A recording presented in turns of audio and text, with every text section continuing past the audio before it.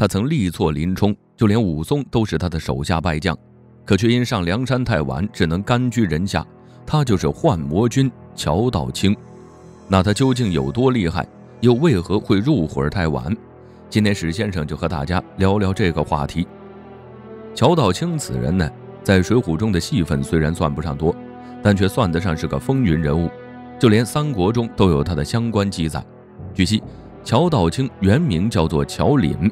相传他母亲在怀孕时曾梦见家中闯入一只豺狼，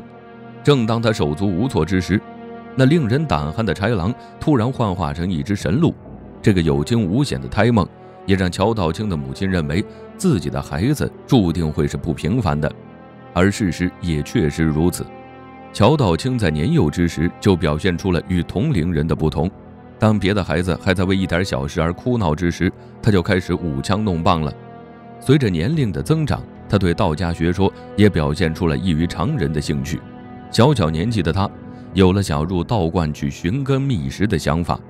最重要的是，他本人呢，天资聪颖，有着过目不忘的本领，确实是一个修道的好苗子，但却因为没有找到好的师傅，所以他学的全是一些皮毛之术。长大之后，他开始云游四方，后在崆峒山时救下了一只小鸟，并因此识得一名老道，得以学到幻术。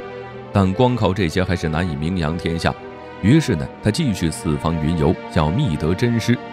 皇天不负有心人，在一次云游中，他遇见了公孙胜的师傅罗真人，并对罗真人钦佩不已，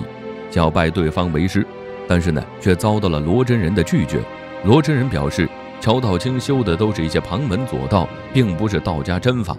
且他拜师的真正目的并不是想要潜心修炼，而是通过学到技艺而名扬天下。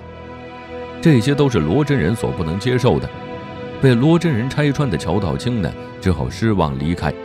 后来的几年里，他仍旧四处云游拜师学艺，也寻得了另外几位颇有声望的道家人，并在他们门下修炼了一段时间。随着自身技艺的增长，乔道清想要名扬天下的欲望也越来越强，而他本身也是一个重名重才的人，这就注定他的一生都无法在道家门中潜心修炼。于是呢，当他觉得自身学成的道术已经够精湛时，便头也不回地离开了师门，下山朝着功名利禄奔去。自认为已经学成的乔道清下山后，等待着他的又会是什么呢？好巧不巧，乔道清下山时正好遇到安定州干旱2年，官府对灾情无法控制后，便向天下人发出了招募令，谁能够为安定州齐甘霖，谁就能够得到3000贯银钱。自命不凡的乔道清当场就接了榜，而他呢，也确实做到了。可惜的是，事情的发展并没有如他的愿。当他用强大的幻术袭来大雨时，负责此案的官员起了贪心，想要将那3000贯银钱收入囊中，只给了乔道清3贯。气不过的他当场便失手打死了人，也因此被州官下令缉拿。走投无路的他只好投在了当时4大寇之一的田虎麾下。田虎在见识到乔道清呼风唤雨的本事后，对他也是十分尊敬，当即就把他封为了国师。而乔道清也没有辜负田虎的信任，在后来的征战中，利用自身的本领帮田虎解决了不少棘手的事。后来宋江带领梁山军征田虎时，更是见识到了他的本领。他不过略施小计，就活捉了梁山雷横、凌震等好汉，然后又用幻术迷晕了武松、林冲等人。众好汉只能眼睁睁地看着自己的兄弟被抓。乔道清算是宋江征4寇时遇见最大的一个阻碍。眼见几名好汉悉数被抓，宋江只好让同是道家法师出身的樊瑞出手。可惜这个樊瑞也不是乔道清的对手。几个回合下来，乔道清没有丝毫损伤不说，梁山又折进去了几名好汉，可见其道法之出众。实在无计可施的宋江只好命人赶快去请公孙胜。公孙胜是罗真人的高徒，在当时的道家中可谓是赫赫有名。但就连这样一个声名在外的高手，在对付乔道清时也毫不轻松。两人大战几个回合后，公孙胜使出了师傅独家的天罡五雷正法，这才将乔道清击败。之后又被梁山军一路追击，最终在神农庙中被活捉。失去了乔道清这个得力助手，田虎可谓是兵败如山倒，不久后就束手就擒，梁山大军大获全胜。乔道清也因此归入了梁山。在乔道清看来，自己入伙梁山并不一定是坏事，毕竟当时梁山声名在外，自己幻术又了得，他认为凭借自己的本事，一定能够在梁山中谋得一将之位。而他对田虎也并非表面上看起来那么忠心，他的终极目标是名扬天下，所以对他而言，在谁手底下办事并不重要，重要的是谁能够给他功名利禄和荣华富贵。那么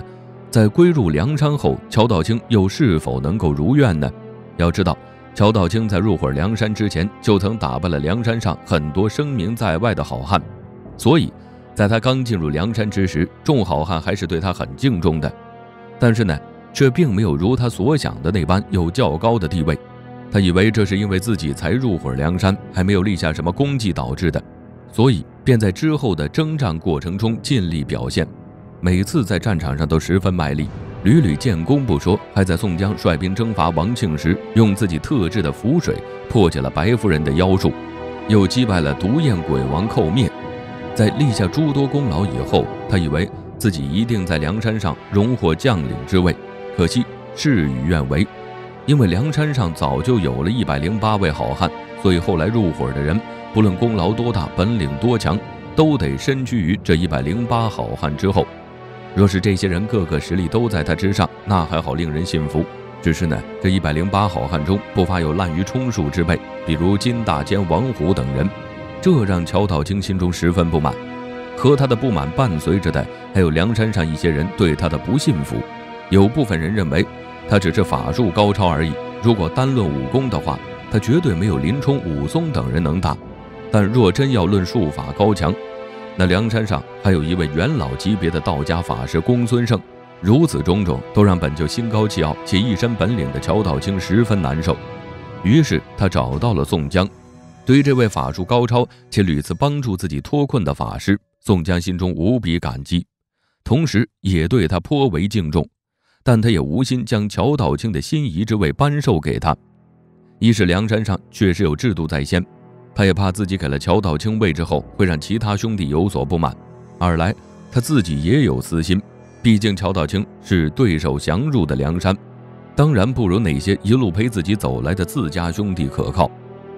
在能够获得功名利禄的战场上，宋江更愿意派自己人出战，让乔道清身居幕后，这也导致了后来战场上显见乔道清的身影。如此种种都让乔道清慢慢对宋江失去了信心。后来在自己的好友孙安病逝后，他本人更是觉得在梁山上没有可以信赖的人，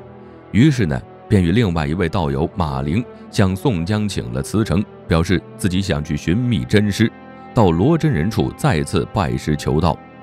说完，不等宋江挽留，便飘然而去。而乔道清的离开也从某种意义上注定了梁山的悲剧。毕竟宋江在征方腊之时之所以会死伤惨重，有很大一部分原因是因为对方人马多，但如果有乔道清这位精通幻术的法师在，请来金甲神将，又何惧对方敌军千军万马呢？